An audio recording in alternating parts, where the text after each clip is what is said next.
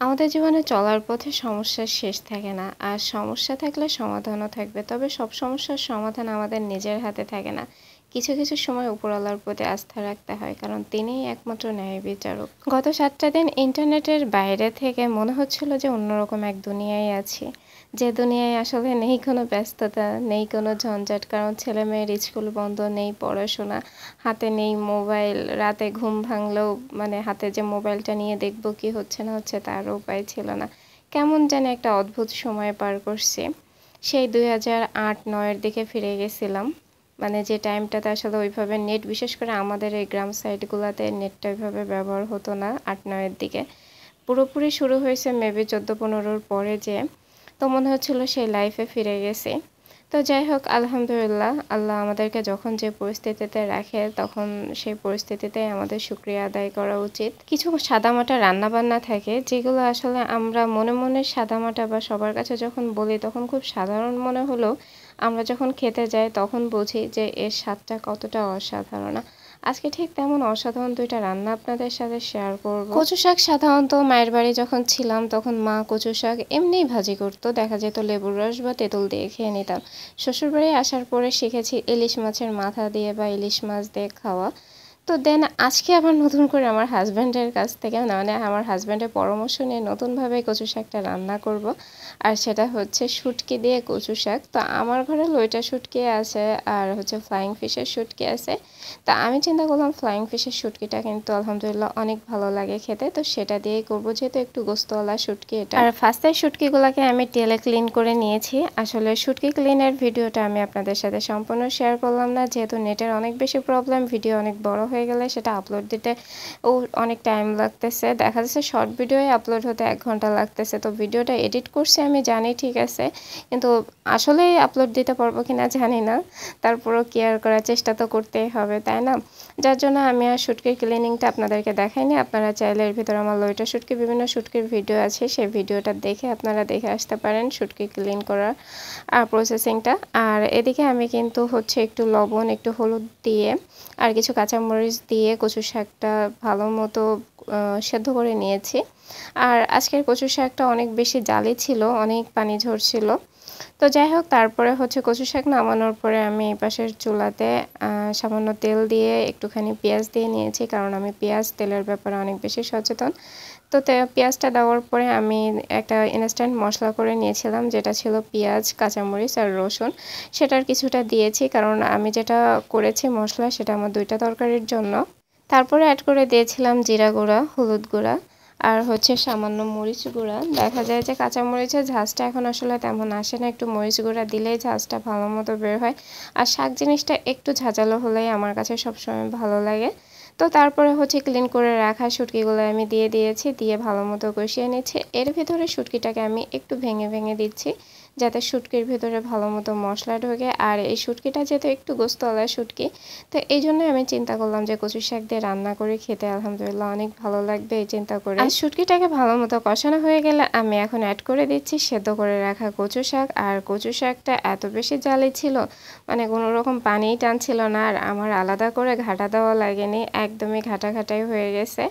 আর আমি একটু ঝোল ঝোল রাখছিলাম, যেহেতু শুটকি দিয়ে রান্না করব, শুটকিটাও একটু রান্না হওয়ার প্রয়োজন আছে, এজন্য একটু ঝোল ঝোল রেখেই হচ্ছে এখন এই যে মশলা আর কচু শাকটাকে ভালো মতো হচ্ছে পানি শুকানো পর্যন্ত আস্তে জালে রান্না করে নিচ্ছি। আর কচু শাকটা সাধারণত ভাজা ভাজা, এরকম ঝোল ঝোল অনেকেই পছন্দ করে, কিন্তু আমার ঘরে আসলে এতটা ঝোল পছন্দ করে না, এজন্য আমি একদমই পানি শুকানো পর্যন্ত এটাকে ভাজতে থাকবো। কচু শাকটা কিন্তু তেঁতুল জাতীয় বা টক জাতীয় জিনিস দিয়ে খেতে ভালো লাগে, যেমন লেবুর রস, তেঁতুল। আমি তো আগে দেখা যেত কচু শাক রান্না হলেই তেঁতুলের খোঁজ করতাম, কারণ আমার অনেক বেশি ভালো লাগতো তেঁতুল দিয়ে কচু শাক খেতে। আসলে মানুষ তেঁতুল খায় যাতে কচু শাকে গলাটা না ধরে, কিন্তু আমার একটা অভ্যাসে পরিণত হয়ে গেছিলো এটা। তো যাই হোক, আমি কিন্তু এইদিকে হচ্ছে মাছগুলোকে আরেকটু ভালো মতো ভেঙে দিচ্ছি, কারণ যখন কষাচ্ছিলাম তখন ওইভাবে মাছটা সেদ্ধ হয়েছিল না। তো এই পর্যায়ে কচু শাকটা রান্না করতে করতে মাছটা আমার যখন সেদ্ধ হয়ে আসছে তখন আমি শুটকিগুলোকে ভালো মতো ভেঙে দিচ্ছি, যাতে একদমই শাকের সাথে মিশে যায়। আর এই যে আলহামদুলিল্লাহ আমার কিন্তু কচু শাকটা রান্না হয়ে গেছে। আর এটা এত বেশি লোভনীয় লাগে যখন রান্না হয়ে যায় পারফেক্ট মতো, গরম ভাতের সাথে একদম জমে ক্ষীর। এখন চলে এসেছি আপনাদের সাথে আমি যে দ্বিতীয় রেসিপিটা শেয়ার করব সেটাই। আসলে আজকে আমার এই ২টা রান্নাই আমি করেছি একবারেই ২টা তরকারি শুটকি দিয়ে। যার জন্য আপনাদের সাথে ২টি রেসিপি শেয়ার করা হচ্ছে। কোন রেসিপিটা আপনাদের কাছে বেশি ভালো লাগবে সেটা কিন্তু অবশ্যই কমেন্ট বক্সে জানাতে একদমই ভুলবেন না। আর এখন আমি মূলত রান্না করব শুটকি দিয়ে কাঁঠালের বিচি আর হচ্ছে বেগুন দিয়ে শুটকি রান্না, মানে শুটকি দিয়ে না, কাঁঠালের বিচি বেগুন দিয়ে শুটকি ভুনা।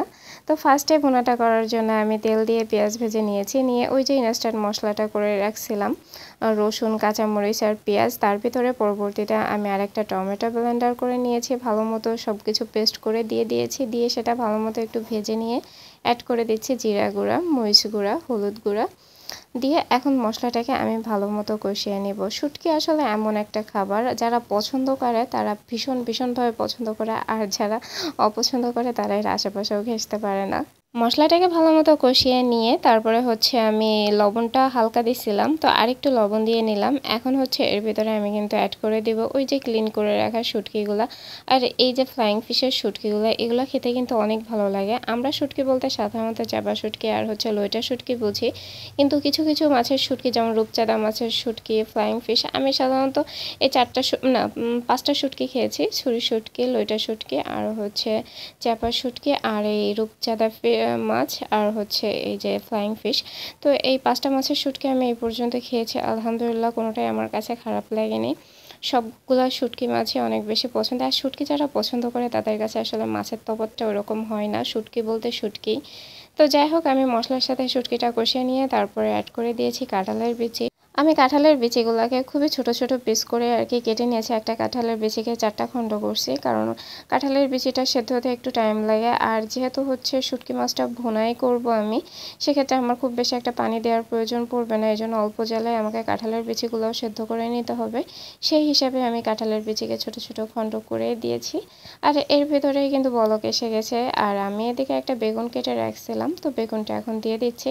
বেগুন রান্নার ক্ষেত্রে আপনারা সবসময় ঝোলের উপর বেগুনটা ছেড়ে দিবেন, দেখবেন কালারটা একদম পারফেক্ট থাকবে। কিন্তু আপনারা যদি বেগুনটা কষিয়ে রান্না করেন তাহলে কিন্তু কালারটা একদমই নষ্ট হয়ে যায়, কালো হয়ে যায় বেগুনের কালার। আর বেগুনটা ওই যে গ্রামে বলে না ঠসা লেগে যায়, তো সেই ঠসা লেগে যায়। এই পর্যন্ত যারা যারা আমার ভিডিওটা কন্টিনিউ করেছেন তাদের কাছে আমার হাম্বল রিকোয়েস্ট থাকবে, আমার এই 2টা রেসিপি যদি আপনাদের কাছে ভালো লেগে থাকে তাহলে অবশ্যই আমার চ্যানেলটা সাবস্ক্রাইব করবেন। আর যে লাইক বাটনটা আছে সেটা প্রেস করতে একদমই ভুলবেন না, কারণ দেখা যায় কমেন্টের তুলনায় বা ভিউর তুলনায় লাইকটা অনেক কম পড়ে, যার জন্য এই রিকোয়েস্টটা আপনাদের কাছে সবসময় থাকবে। আলহামদুলিল্লাহ, আমার শুটকি রান্নাটা কিন্তু প্রায় শেষের দিকে। শুটকি যখন হয়ে আসে তখন এত বেশি লোভনীয় হয়ে যায় না, আমার মনে হয় যে গরম ভাত দিয়ে আমি কখন খাবো।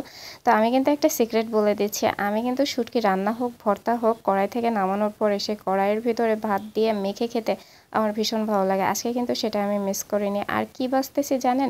বেগুনের যে বিচিগুলা থাকে সেটা